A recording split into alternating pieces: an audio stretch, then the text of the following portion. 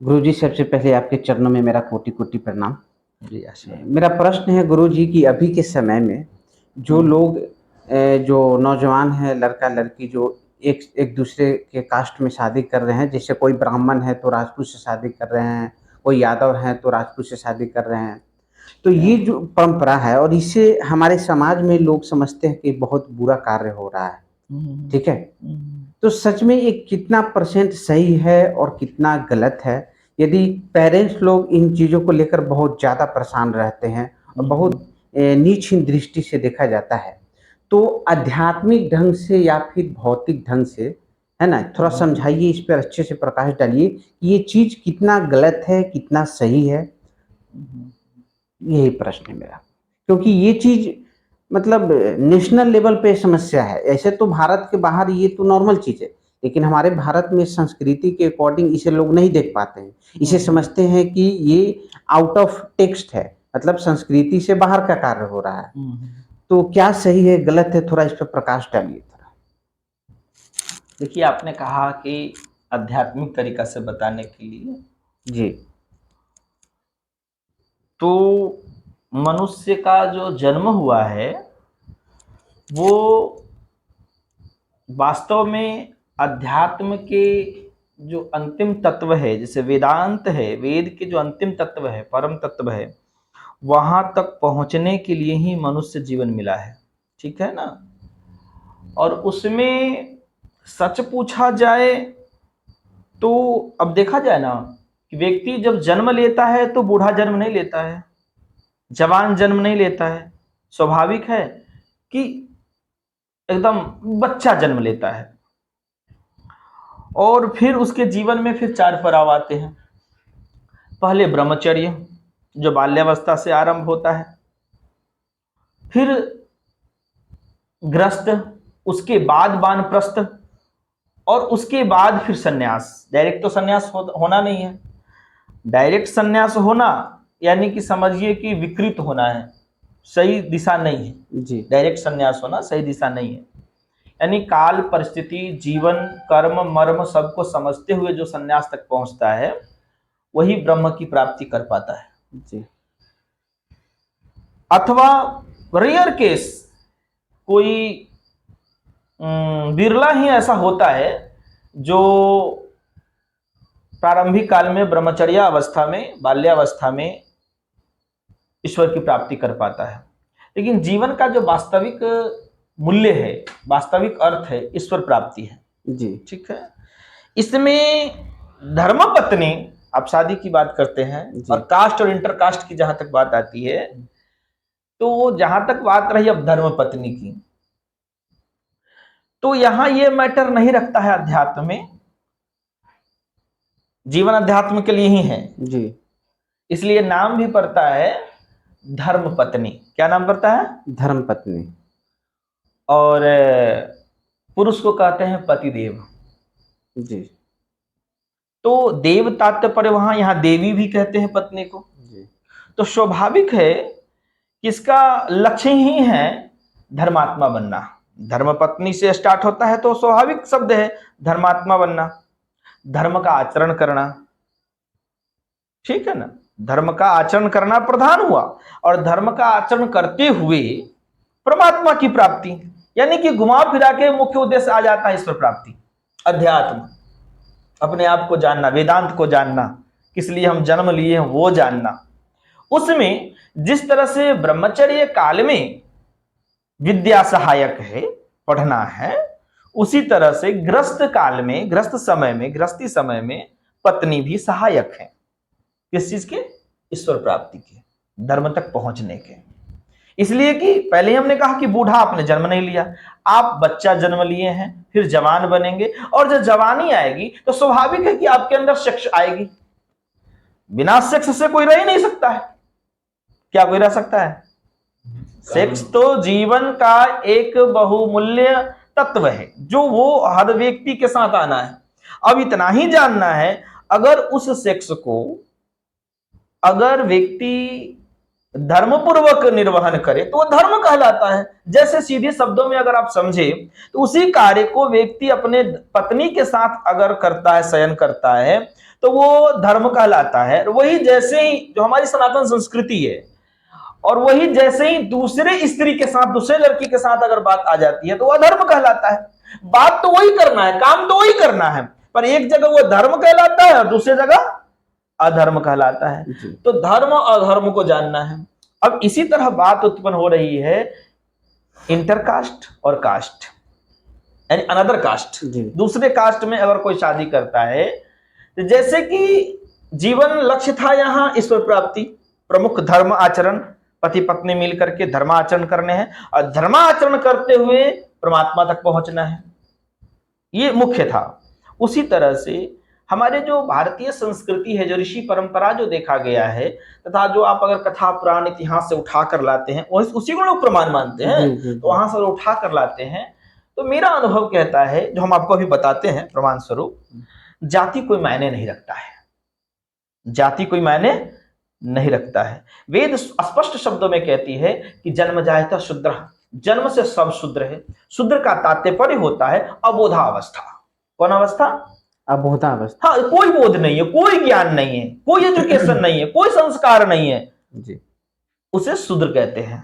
तो जन्म जायता शूद्र यानी कुछ नहीं है, एकदम नीट एंड क्लीन है, एकदम ब्लैंक कागज है, कुछ नहीं वो। ठीक।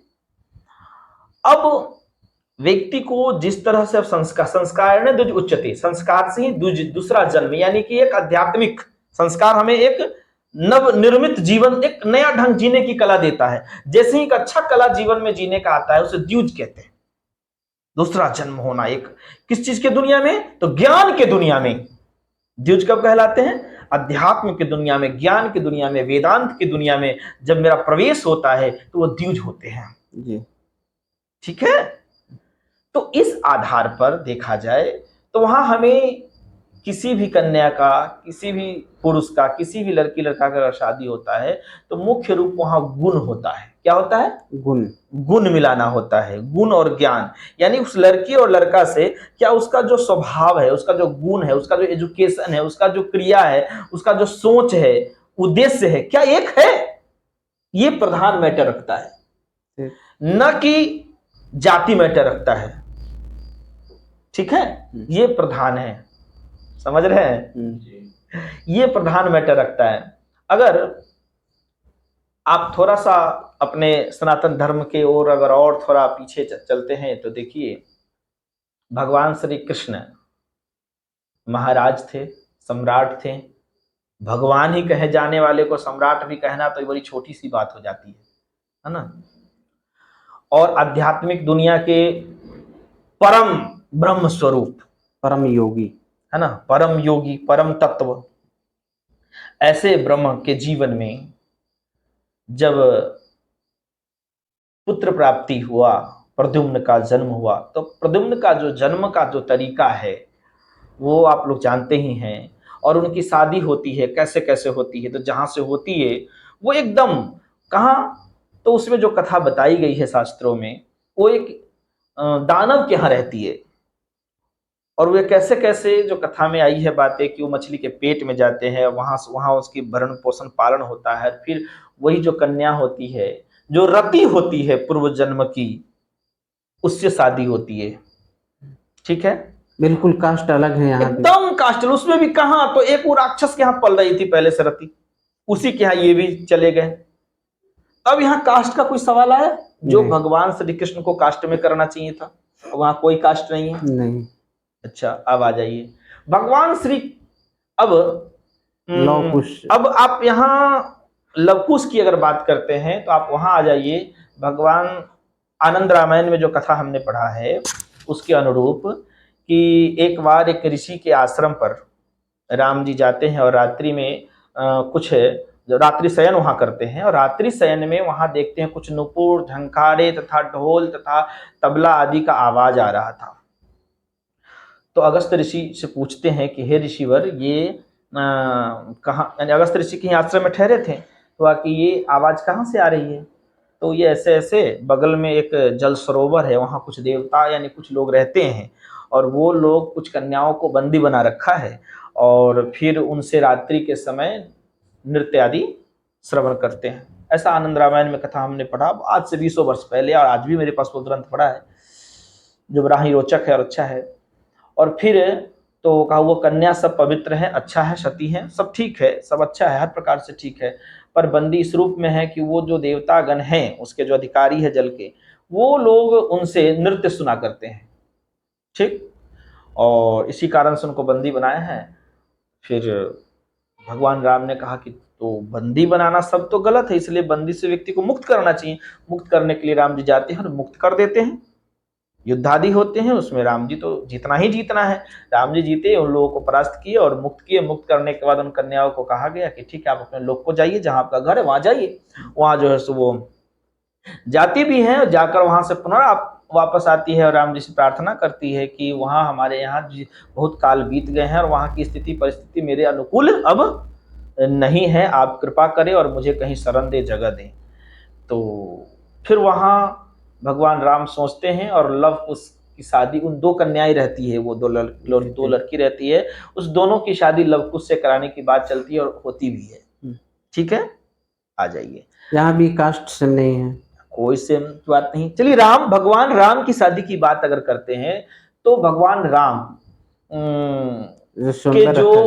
के जो ससुर हुए जनक जी महाराज, वहां वो क्या करते हैं, एक घोषणा करवाते हैं कि देश देश में, द्वीप द्वीप में, राज्य राज्य में, जहां से भी कोई राजा हो, राजकुमार हो, कोई भूप हो, कोई बलि हो, कोई व्यक्ति वीर हो, आए और इस धनुष को उठाएं, प्रत्यंचा चढ़ाएं, ठीक है ना, उसी से हमारी पुत्री की शादी होगी। यहां कोई कास्ट की बात नहीं है।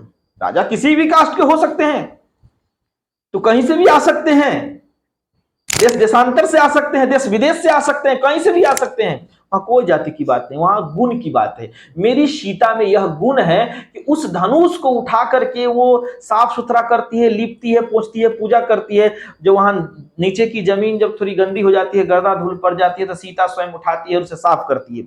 ये बहुत बड़ी बात है। वो धनुष इतनी महान है, इतनी भारी है कि कोई उसे उठा नहीं सकता, और सीता उठा लेती है। ये गुण हुआ। क्या हुआ? गुण। ये गुण है, ये बल है, ये ज्ञान है, ये तत्व है। इस तत्व को समझने वाला, इस वेदांत को समझने वाला, इस बल को जानने वाला, इस क्रिया को जानने वाला जो प्राणी होंगे, उन्हीं से हमारी पुत्री की शादी होगी जी। कौन सी मिलाया जा रहा है वहां? कास्ट मिलाया जा रहा है, गुण मिलाया जा रहा है, ठीक ना। तो कास्ट प्रधान नहीं है, कौन प्रधान है? गुण प्रधान है।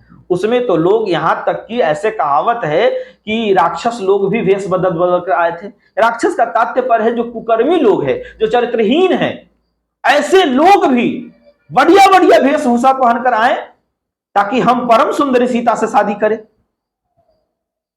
राक्षस का तात्पर्य यह है ना कि राक्षस का मतलब वो दो सींग वाले, ऐसे से दांत निकले हुए, नहीं नहीं नहीं। जो मानवता से रहित गुण वाले जो प्राणी है, अवगुण वाले जो प्राणी है, और पीछा में कुछ और सामने कुछ और, ऐसे जो है उसे दानव कहते हैं। वो अच्छा अच्छा भेष बनाकर, खूब सुंदर पोशाक पहनकर आते हैं ताकि हम उठा लेंगे धनुष को, सीता को वरण कर लेंगे, शादी कर लेंगे।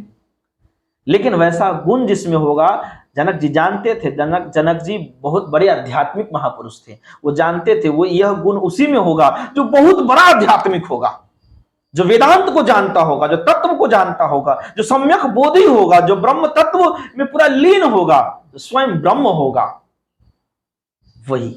कुछ ऐसे भी बोल सकते हैं कि जिसमें उस लेवल की संस्कार होगी। यस, तो वो संस्कार, वो गुण, संस्कार उसे कह सकते हैं आप। तो संस्कार, वो गुण उस लेवल का होगा, वही उठा सकता है उस धनुष को जी। और राम जी उठाए। वहां कास्ट की बात थी नहीं। देखा जाए पूरे रामायण में, ठीक से ढटोर के देखा जाए, क्या उसमें कोई कास्ट की बात है? नहीं है। अच्छा, आ जाइए। हम वेद व्यास जी की रचित वेद आदि का अध्ययन करते हैं, ठीक है ना। तो वहां जिस प्रक्रिया से जैसे भी हो, जो ग्रंथों में वर्णन है, आप लोग इससे परिचित हैं कि कैसे उस जो मछुआरन की जो पुत्री थी, उससे एक ऋषि, कौन ऋषि थे? पराशर ऋषि। देखिए, आप अवगत है। तो पराशर ऋषि जो विवाह रचाते हैं, उससे संतान प्राप्ति होती है। तो पराशर ऋषि कहां है? तो वो एक ब्रह्म ऋषि है, तत्वज्ञानी है, महान ब्राह्मण है, और एक मल्लाह की पुत्री, ठीक। उनसे वो विवाह रचाते हैं और उनसे संतान जो प्राप्ति होती है, अब वो हमारे वेदव्यास होते हैं, वेद के विस्तार करने वाले, वहां कहां जाती थी।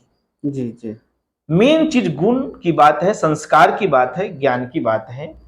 और ये रही बात जाति की, तो आज के परिवेश में हमारा भारत जाति रूपी बीमारी से इतना ग्रसित हो चुका है, इतना ग्रसित हो चुका है कि निकलना बड़ा मुश्किल है। अच्छा गुरुजी, और जब तक निकलेगा नहीं तब तक भारत एक होगा नहीं, और भारत जब तक एक होगा नहीं तब तक भारत को वास्तविक में स्वतंत्र होना, विजयी होना, वास्तविक में भारत तो स्वतंत्र है पर वास्तविक में धीरे धीरे अंदर से इस तरह से खोखला हो रहा है कि सबके मन, जो ज्ञानी समझदार लोग हैं, सबके मन में ये बातें चल रही है, न जाने कब युद्ध होगा, कब द्वंद्व होगा, और हो सके तो भारत कब गुलाम बनने के कगार पर पहुंच जाएगा, इसका कोई ठिकाना नहीं है। इसीलिए मेरा भी यही कहना है कि जाति पाति को छोड़ करके हम क्या कहें, हमारा जो भारतीय जो संविधान है वो कहता है, वो खुल्लम आदेश देता है कि आप इंटरकास्ट में शादी कर सकते हैं और करने के बाद आपको इनाम भी मिलेगा, सरकार के तरफ से कुछ घोषणा है, पुरस्कार राशि वो भी मिलेगा। अब इतनी बड़ी बात जो कानून आपका आदेश देता है, भारतीय संविधान आपका आदेश देता है, अब क्या चाहिए आपको। अच्छा गुरुजी, जो आपने एग्जाम्पल जितना आपने दिया है ऋषि मुनि लोग का, जी, तो ये ठीक है, लेकिन क्या उस समय जब राम जी थे, जब कृष्ण जी थे, तो इनके बेटा या राम जी लोग, उसका जो भी आपने बताया कि शादी अदर कास्ट में हुआ है ना, लेकिन क्या ये जनमानस के लिए उस समय ये वैलिड था क्या? नॉर्मल ढंग से भी ऐसा हुआ करता था उस समय कि कोई भी लड़की किसी भी लड़का से शादी कर रहा है, देखिए कोई भी कास्ट किसी से पहले की परंपरा जो थी है ना, वो जाति प्रधान नहीं थी, गुण प्रधान थी, जिसमें स्वयंवर की व्यवस्था थी। जी जी जी। तो स्वयंवर का तात्पर्य ही होता है कि जो कन्याएं हर प्रकार से निपुण है और अपने मनो अनुरूप अपने वर को चयन करे, तो जैसे ही ये शब्द उठती है तो वहां उसमें फिर जाति समाप्त हो जाती है। तो स्वयंवर सिर्फ राजा महाराजा के घर में होता था या फिर नॉर्मल जो परिवार होते हैं उनके घर में भी यही होता था? नहीं, जो बड़े लोग करे आते हैं वही समाज में नियम बन जाता है जी। जो बड़े लोग करे आते हैं वही समाज में नियम बन जाता है, इस आधार से वो सबके लिए लागू माना जाएगा। अच्छा, लेकिन जो ये गोत्र वगैरह का जो सिस्टम है, जो ऋषि मुनि जो गोत्र बनाया, उन्होंने बोला कि अब इसमें भी देखिए ना कितनी बड़ी विडंबना है कि स्वगोत्र में शादी नहीं हो सकती। माने अगर मेरा गोत्र और आपका गोत्र अगर एक है तो हम लोग अपने पुत्रियों और पुत्रों की शादी एक गोत्र में नहीं कर सकते। ऐसा जो आप लोग जानते हैं इस बात को। हाँ बिल्कुल। और फिर कहते हैं अदर गोत्र होना चाहिए। क्या होना चाहिए? अदर गोत्र। अदर गोत्र, अदर गोत्र जैसे ही होता है तो स्वाभाविक बात ही जाति बदल ही जाएगा। नहीं तो लोग ऐसे बोलते हैं कि सेम कास्ट में अदर गोत्र है। सेम कास्ट में अदर गोत्र ऐसा होता है क्या? ऐसा होता नहीं, ऐसा लोगों ने बना रखा है। क्या किया है? अपने मन से बना रखा है। किस आधार पर बना रखा है? कि जैसे कि हम जो ऋषि वंशज है, कौन वंशज है?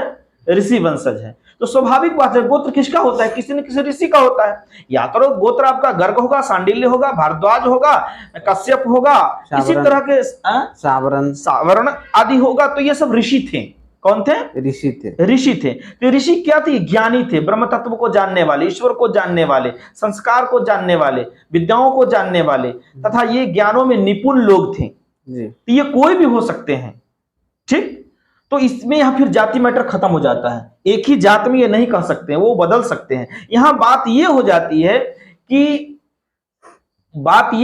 कि लोग ये देखते थे कि भाई उसमें थोड़ा संस्कार कम है, या थोड़ा क्या एजुकेशन कम है, थोड़ा उसमें ये माने ये कमी है, तो उसे बदल कर दूसरा जात करके किसी तरह से ये बड़ी चालाकी से माने बड़ा आइडिया लगाकर लोगों को विभाजन कर दिया गया, जो कि ये उचित। तो क्या सेम कास्ट में डिफरेंट गोत्र नहीं होते हैं? सेम कास्ट में जैसे मान लीजिए ब्राह्मण है जी, तो क्या ब्राह्मण में सारे ब्राह्मण एक ही गोत्र के होते हैं क्या? ऐसा तो नहीं है। हाँ, ये तो हमने पहले ही कहा कि जैसे मान लिया गर्ग अगर ब्राह्मण है तो शांडिल्य भी ब्राह्मण है, जी, पराशर भी शांडिल्य है। ब्राह्मण है तो पराशर भी ब्राह्मण है, हाँ। पराशर अगर ब्राह्मण है तो कोई कश्यप गोत्रीय है तो वो भी ब्राह्मण है। तो शांडिल से शादी नहीं कर सकता, लेकिन शांडिल पराशर से तो कर सकता है। अब भाई आप पराशर जात, पराशर गोत्र के, है ना, जी। अब जान लीजिए पराशर गोत्र के अगर आप सामाजिक बात करते हैं तो एक ब्राह्मण जात के भी हो सकता है, और पराशर गोत्र के हो सके एक दूसरा कोई अगर जाति हो, जी। जैसे आप किसी भी जाति का नाम ले ले थोड़ी देर के लिए, अगर कुम्हार कहे, ठीक है, वो भी हो सकता है, ऐसा ऐसे नहीं कि कैसे नहीं। हो सकता है गुरुजी? जब पराशर एक ऋषि मुनि थे तो उनके संतान तो सब एक ही कास्ट होने चाहिए। जी जी, तो फिर एक कुम्हार कैसे हो गया, एक ब्राह्मण इसलिए कैसे हो गया कि जाति हम लोगों ने, आप लोगों ने बनाया है। ये मिस्टेक है ये कहीं ना मिस्टेक कहीं। ये है कि अगर वो कुंभ का काम किया, यानी घड़ा बनाने का काम किया, तो उसे एक सिंबल, एक चिन्ह, एक नाम इंकित कर दिया गया कुंभ बनाने के का। कुंभ माने घड़ा, घड़ा बनाना इनका पेशा है, मिट्टी का कार्य करना इनका पेशा हो गया। तो इसे अब हम कुम्हार कहेंगे। क्या कहेंगे? कुंभ से बना कुम्हार, यानी कि एक चिन्हित। तो पराशर ऋषि मुनि के ही संतान होते हुए भी एक व्यक्ति वो भी पंडित टाइटल लगाता है, और वो भी अपने आप को कुम्हार, भी अपने आप को पंडित कहता है। अब संजोग से ये जाति हमारे मुख पर आया, चलिए, तो वो भी पंडित लगाता है, वो भी पंडित लगाता है, लगाता है कि नहीं लगाता है? लगाता है। अब बताइए तो जरा क्या विडंबना है। ये कुम्हार शब्द जाति इंडिकेट कर्म से किया गया, ठीक है, और किसी का जो केवल वेद पढ़ना, वेद पढ़ाना, समाज में धर्मों के बारे में बताना, है ना, धर्म आदि का रिसर्च करना, यही केवल कर्म जिसका आज तक रह गया वल्लीवन, उसे मुख्य रूप से ब्राह्मण कह दिया गया। जी जी, ठीक है ना? छोड़ दीजिए, छोड़ दीजिए। ठीक है, और बताइए। तो मतलब ये कहीं ना कहीं मिस्टेक है कि भाई पराशर एक गोत्र है तो एक ब्राह्मण है, और एक कुम्हार बोलते हैं, लेकिन संतान वो पराशर ऋषि मुनि के ही है, तो है तो भी ब्राह्मण, लेकिन उसके कर्म के अकॉर्डिंग, समाज में आपको निज दृष्टि से आप उसको अलग कर दिए, है ना? तो ये तो मिस्टेक है, मिस्टेक। तो बहुत बड़ी गंदगी समाज में बनी, बहुत बड़ी गंदगी है जो अज्ञानता के कारण है। अच्छा, तो ऋषि मुनि का जो गोत्र बनाने का जो उनका जो अपना जो तरीका रहा है, अलग अलग गोत्र, अलग अलग शादी करने का, तो ये क्या उनका परंपरा रहा है? जब वो जो हमारे ऋषिगण है शुरू से ये बनाया है नियम कि एक शूद्र भी ब्राह्मण हो सकता है, एक ब्राह्मण का बेटा भी शूद्र हो सकता है। ये कर्म के आधार पर, गुण और कर्म के, ठीक है, गुण और कर्म के आधार पर है, जो गीता भी इसकी साक्षी है, वेद भी साक्षी है, तथा रामायण भी कहती है। रामायण क्या कहती है? सोई सर्वज्ञ तज्ञ, सोई पंडित, सोई गुण गृह विज्ञान अखंडित, दक्ष सकल लक्षण, सोई जाके पद सरोज रति होई। सोई सर्वज्ञ तज्ञ, सोई पंडित, है ना। और गीता जी में भी कहते हैं कि चातुर्य वर्णम मया सृष्टम गुण कर्म विभाग सह। ये चारों वर्ण गुण और कर्म के आधार पर है, न कि जन्म से और जाति से। ठीक है, तो लेकिन अपने अपने स्वार्थ में, या उसे ज्ञान का अभाव कहा जाए या स्वार्थ में, स्वार्थ स्वाभाविक है जी, तो ज्ञान का अभाव ही स्वार्थ है ना। तो इस सब के कारण बना दिया गया है, और इतने गहराई से भी बन चुका है इसे जड़ से लोगों को बड़ा पीड़ा हो रहा है। यदि कोई एक लड़का किसी दूसरे कास्ट के लड़की से लोग शादी कर ले रहे हैं, चाहे लड़की दूसरे कास्ट के लड़का से, इतना पीड़ा हो रहा है कि लोग सुसाइड तक कर ले रहे हैं। गार्जियन लोगों के बीच में ऐसा ये जो समस्या है, मान्यताएं हैं, ये सबसे पहली जो मान्यताएं हैं वो इसलिए है, वेदाध्ययन न करने के कारण। जी, जी, जी। अपने उपनिषदों को, अपने गीता को, अपने अष्टावक्र गीता को, तथा अपने ग्रंथों को न पढ़ने के कारण, मूल ग्रंथों को न पढ़ने के कारण।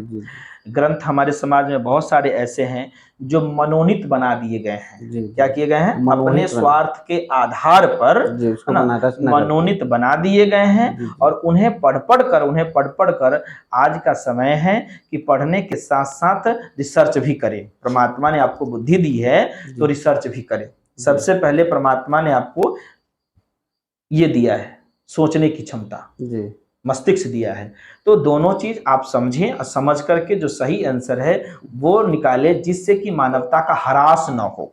मानवता का हरास ना हो। ह्रास न हो, हानि न हो, और तब आप बीच का रास्ता निकालिए, तभी आप विद्वान होंगे।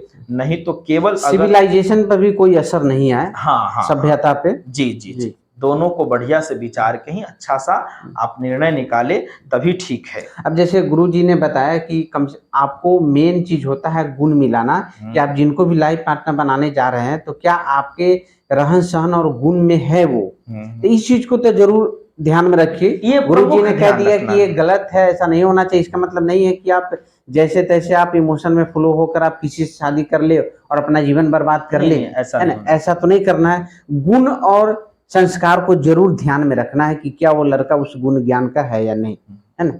हाँ, अब भाई हमारा जन्म ही हुआ है मुक्ति की प्राप्ति के लिए, क्या जिसे हम अपना लाइफ पार्टनर बना रहे हैं, क्या मेरे मुक्ति में सहायक है या नहीं है, जिस लड़का को हम बना रहे हैं या जिस लड़की को हम अपना लाइफ पार्टनर बना रहे हैं, ठीक है ना।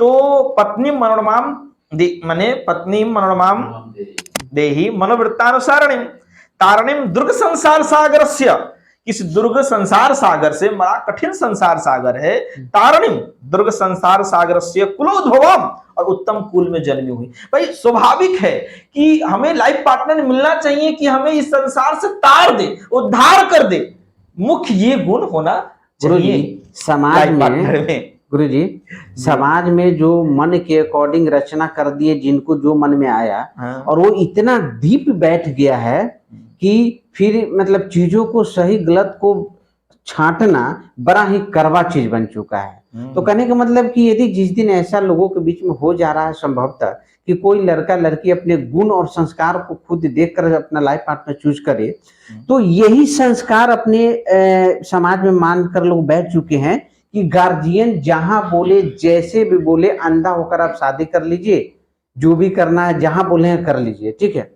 लेकिन जिस दिन ये चीज खत्म हो जाएगा तो फिर संस्कार तो लोग यही समझते हैं। नहीं देखिए, तो संस्कार आखिर क्या है फिर, इस हमारे भारतीय संस्कार का क्या मतलब है? इसमें है क्या कि बच्चे से ज्यादा गार्जियन को भी सोचना चाहिए, और दोनों को, गार्जियन और बच्चे दोनों को तालमेल बैठाकर अगर काम करें, दोनों को करना चाहिए, तभी जाकर हमारी इस संस्कृति में सुधार आएगी, है ना। इसलिए कि हमारे माता पिता हैं, तो माता पिता के भी बात विचार और प्रेम को, उनके विश्वास को रखते हुए हाँ, अपनी बात को माता पिता को समझाने का प्रयास करें। न समझ पावे तो जो आपके समाज में विद्वान हैं उनसे बात करावे, उनको घर बुलावे या उनके पास जाए। अब तो सिस्टम वो भी खत्म लोग कर दिए, पुरोहित होते थे लोग पहले, तो लोग आते थे समाज में बैठते थे परिवार में और निर्णय लेते थे। अब तो वही सिस्टम, वो भी सिस्टम खत्म हो गया। अगर माता पिता की इच्छा से आप कर रहे हैं, आपको मंजूर है तो बहुत अच्छा है ना। लेकिन अगर आपकी सोच है कि नहीं हम भी कहीं पसंद किए हैं, हमारे गुण अनुरूप वो ठीक है, हमारे लौकिक जीवन और पारलौकिक तत्वों की ओर ले जाने में दोनों में सहायक है, थोड़ा तो ये कठिन है इस चीज को। अगर ऐसा अगर उसे लगता है, अगर उस लड़की को या लड़का को ऐसा लगता है, तो अपने माता पिता से बात करके उसके आगे बढ़ना चाहिए, वो ठीक है। और पिता को भी चाहिए, माता को भी चाहिए, केवल पुरानी जो सोच है केवल उसी पर आधारित नहीं होता है। क्या पहले लोग केवल मान लिया जाए आपके माता पिता मड़ई वाले रूम में रहते थे, माने झोपड़ी का जो होता है, खर फूस और झोपड़ी के घरों में, तो क्या आज आप उसी में है कि संजोग से आप बढ़िया घर बनाकर है? पहले लोग लैट्रिन बाथरूम करने घर से बहुत दूर जाते थे, समय काल से बदलकर आप बताइए कि जो आप 10 धूर में या 1 कट्ठा में या जितना में घर बनाए हैं, उसी में आप 2-4 लैट्रिन रूम भी बनाए हैं, बगल में ही जाते हैं लैट्रिन बाथरूम करने। बिल्कुल। तो क्या आप उस चीज सब पर सुधार कर सकते हैं, सोच सकते हैं? तो क्या जीवन साथी पर भी अच्छा से विचार नहीं कर सकते हैं? एक बार थोड़ा सा अपने ग्रंथों की ओर नहीं झांक सकते हैं? एक बार थोड़ा अपने सदगुरुओं और संतों से विचार नहीं ले सकते हैं? बिल्कुल बिल्कुल, जो हम सब बहुत ही आवश्यक है, जो अभी समाज में विलुप्त हो चुका है, गुरु परंपरा, पुरोहित परंपरा ना। तो ये चीज को ध्यान में रखना है, माता पिता को भी दुखी नहीं करना है। इस पॉडकास्ट का यही ध्येय है आज का, कि आप सही बातों को समझें, है ना। ये जरूरी है जी कि माता पिता का आशीर्वाद लेते हुए, माता पिता को भी चाहिए कि बच्चों को भी थोड़ा देखते हुए जी अपने ही अहंकार में न रहे। अच्छा गुरुजी, ऐसा क्यों बोलते हैं कि लड़की का कोई जात नहीं होता है, जिस लड़के से उसका शादी हो जाए ये उसी कास्ट की हो जाती है, ये शास्त्र बोलता है, ऐसा मैंने सुना है। क्या सच है? जब लड़की का कोई जाति नहीं होता तो फिर लड़का के कहां से हो जाता है? ऐसा लोग मैंने नहीं, तो जो ये सुना। तो गलत मेंटलिटी है कि जब लड़की का कोई जात नहीं होता तो फिर लड़का का भी नहीं होना चाहिए ना। ऐसा ऐसा क्यों सोच रखते हैं? बिल्कुल ये मनगढ़ंत बात हुई। ऐसा क्यों सोच रखते हैं? सहूलियत के अकॉर्डिंग बना दिए लोग। पहले तो सोच ही गलत है। ये शास्त्र करती है क्या? ये बात सही है क्या क्या शास्त्र कहती है? कि लड़की का कोई जात नहीं होता है, नहीं नहीं, जिस वो कास्ट के लड़का से हो जाए उसी कास्ट की हो जाती है। शास्त्र कहती है अगर, है ना, तो शास्त्र में बहुत चीजें जो है लोग जो विद्वान थे उनके जो अहंकार को शोभा लगा वो अपने अनुरूप डाल दिया ना। तो जो नियम मान लिया जाए, यह नियम जो आप बोल रहे हैं वह नियम स्त्री पर लागू होता है, लड़की पर, तो वही नियम पुरुष पर भी लागू होता है, लड़का पर भी हो रहा है ना भाई। क्यों आप उसको नहीं मान रहे हैं? क्या आप अपने आप को समझ रहे हैं पुरुष प्रधान है इसीलिए ऐसा बोल रहे हैं? बिल्कुल ऐसा नहीं। इसका मतलब यही हुआ कि पुरुष प्रधानता क्या था सोच रहे हैं। आप लड़की को कोई इज्जत नहीं दे रहे हैं कि लड़की को जिस ढांचा में डालिए वो जात हो जाएगी और लड़का को नहीं ढाल सकते। ये तो गलत है, बिल्कुल गलत। तो गलत को हम स्वीकार कैसे कर सकते हैं? जब जन्म जायते शूद्र, जन्म से सब कोई जात ही नहीं है। लोग इतने अजीबो गरीब बात को फैला रखे हैं कि शास्त्र में ऐसा बोला है। लोग जानते हैं कि लोग पढ़ नहीं रहे हैं, कुछ भी बोल देना है। ऐसी स्थिति में गुरुजी अब देखा जाए कि बहुत सारे लोग अपने अकॉर्डिंग भी बहुत सारी चीज लिखकर वेद के रूप में प्रकाशित कर दिए। तो कुछ तो सही ज्ञान कहाँ से उनको मिले?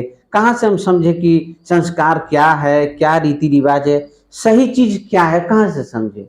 वेद पढ़ेंगे तो वेद में भी शुद्धिकरण है, तरह तरह के प्रकाशन है। नहीं, जाए कहाँ से जाए? लोग उसके इतना लिए गड़बड़ी हो देखिए, रखा है।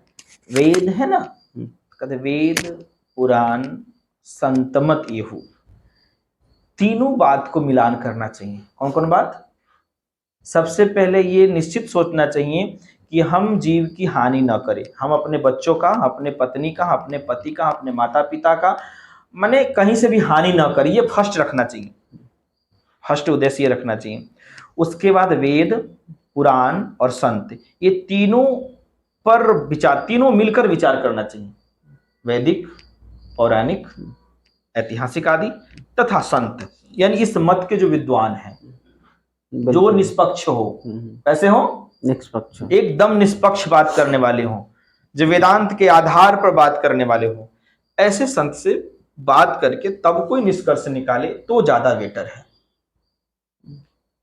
जी जी जी, ज्यादा बेटर है।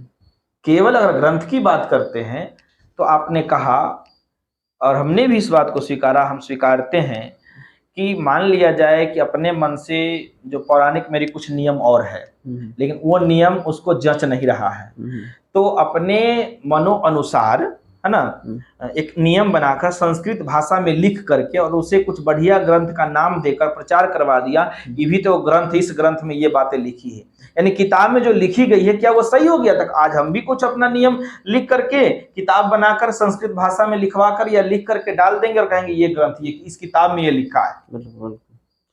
इसका मतलब ये हुआ कि आप अपना सेंस लगा नहीं रहे हैं, जो वास्तविक में पुराणों की ओरिजिनल बात है उस पर आप ध्यान दे नहीं रहे हैं, और भटकेंगे तो कैसे होगा? इसके लिए तीनों बात ठीक है, वेद पुराण और संतों।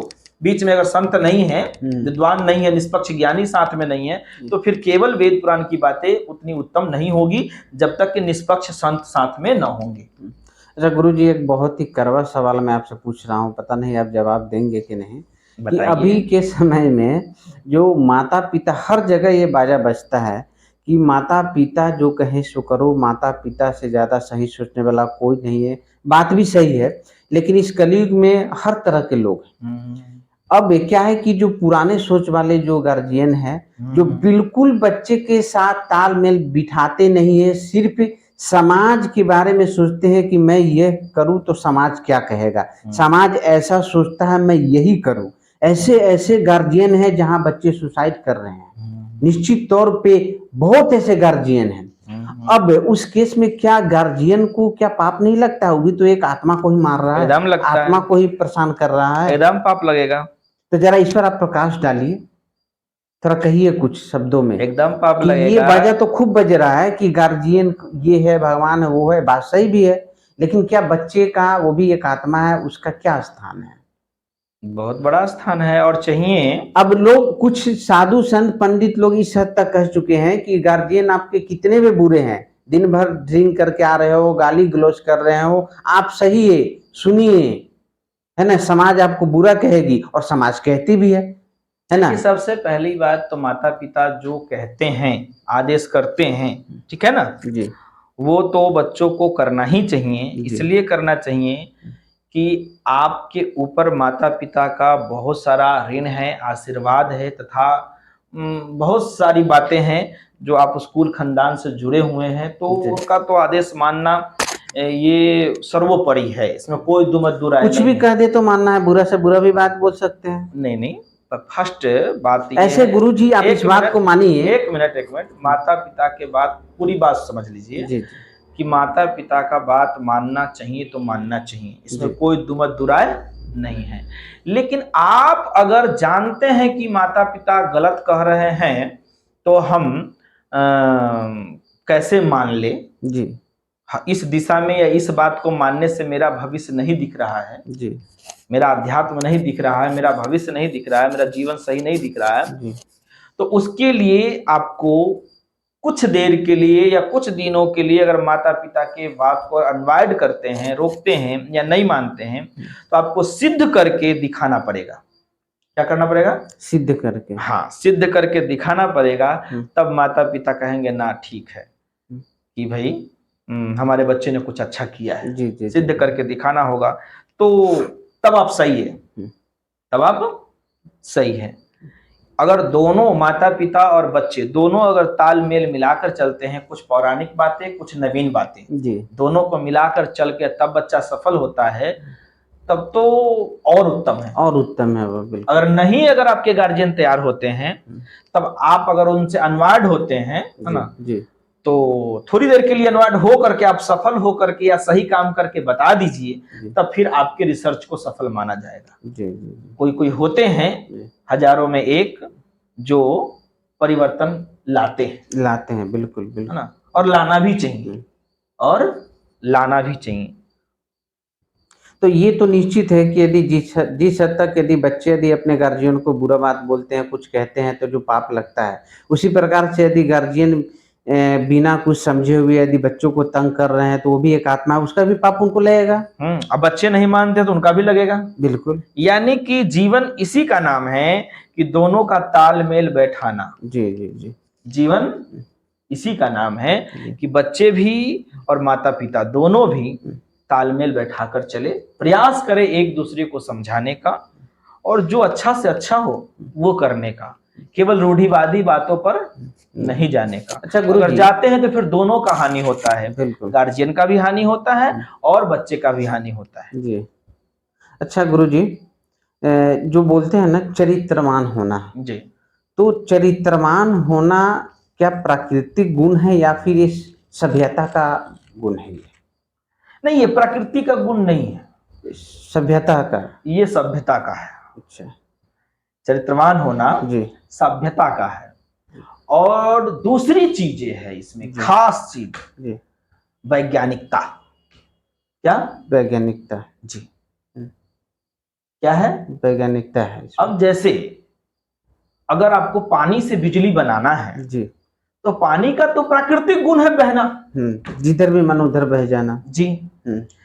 अब एक सभ्यता का निर्माण हुआ, जो डैम बनाया, जी जी बिल्कुल। फिर उसको अपने तरीका से गिराया पानी को, एक मैकेनिज्म तैयार किया गया। और फिर उसको सिद्ध करके बताया कि ऐसे इसमें से बिजली निकलेगी। ठीक, तो दोनों चीज जैसे ही तालमेल बैठती है, एक वैज्ञानिकता, दूसरा सभ्यता, वो हम जो बनाए वो सभ्यता हो गया ना, तो दोनों चीज जैसे ही तालमेल बैठा, तो वो अप्रमाणिक चरित्र हो गया। कौन चरित्र हो गया? प्रमाणिक चरित्र। प्रमाणिक चरित्र, वही मान्य होना चाहिए। अच्छा, तो कहीं ये उसी तरह से अगर चरित्रता की बात लाते हैं, तो चरित्रता की बात से तो जीवन जो कर्म हम आदि करते हैं जितने भी, सब चरित्र में ही आते हैं।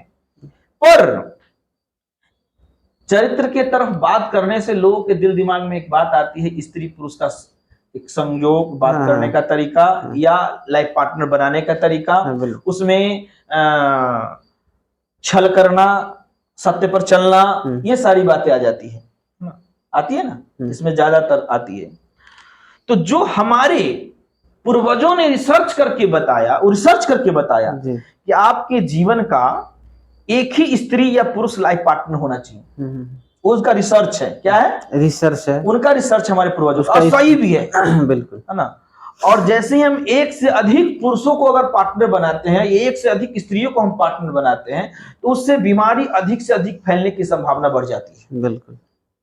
ठीक है? और वो बीमारी ठीक होना बड़ा मुश्किल हो जाता है। आज के डेट में उसका अंतिम चरण बीमारी का नाम है एड्स। बिल्कुल। ठीक है ना? जो उसका मुख्य कारण है अधिक लाइफ पार्टनर बनाना। जी, जी, जी। मुख्य कारण वही है। और बाद बाकी और कुछ कारण हो सकते हैं, वो आप सब लोग जानते हो, लेकिन मुख्य कारण वही है। ठीक है? तो जिसके कारण से तो मेरे पूर्वजों ने, मेरे ऋषियों ने यह बताया कि अपने जीवन में लाइफ पार्टनर शारीरिक संबंध के लिए मात्र एक ही रखें, और फिर धर्म के मार्ग पर प्रशस्त होते हुए परमात्मा की प्राप्ति करें। जी, जी। ये हमारे ऋषियों का, हमारे पूर्वजों का, हमारे महान संतों का, भगवान श्री राम का यह रिसर्च है। और इसके विपरीत अगर जाते हैं तो उसका दुख दुर्भाग्य आप खुद उठाते हैं। बिल्कुल, बिल्कुल। है ना? और बहुत लोग गए भी हैं, जा भी रहे हैं, उसके जा चुके हैं, जा रहे हैं, तो उसका वो उठाएगा लाभ।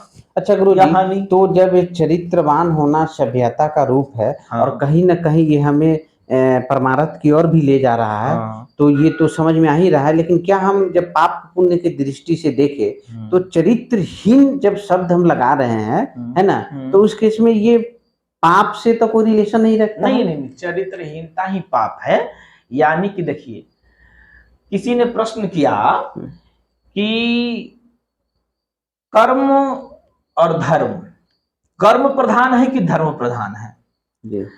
तो भाई कर्म प्रधान है, पर धर्म पूर्वक किया हुआ कर्म प्रधान है। कर्म तो सब है, लेकिन कर्म का भेद है कि जो धर्म पूर्वक, जो वैज्ञानिक नियमें हैं, जो सिस्टम है, मेरे ऋषियों, मेरे गुरुओं, मेरे पिताओं के माध्यम से जो रिसर्च किया हुआ जो नियम है, उस नियम के आधार से जो हम कर्म करते हैं, है ना, तो वो धर्म पूर्वक किया हुआ कर्म है। केवल कर्म बिना धर्म का, केवल कर्म अधूरा है। बिल्कुल। कर्म का दो ही रूप है, या तो गलत होगा या सही होगा। तो सही होगा वो धर्म कहलाएगा, और जो सही नहीं होगा वो अधर्म कहलाएगा। तो भौतिक जगत में सभ्यता होना, चरित्रवान होना बहुत ही आवश्यकता है। यही जिंदगी है, एक्चुअली में यही जीवन है, यही जीवन है। और इसी रास्ते पर चल के आप साकार से निराकार में आपको मिलना है, तो वहां मिलिए उस कोटि तक पहुंचकर। एकदम सही। गुरुजी बहुत बहुत धन्यवाद जो आपने प्रकाश डाला, मैंने जो प्रश्न किया जी। मैं ऐसा करता हूं कि इसको लोग सुनेंगे और सभी जगह इसको शेयर करेंगे, है ना। बहुत बहुत धन्यवाद। चलिए, आशीर्वाद।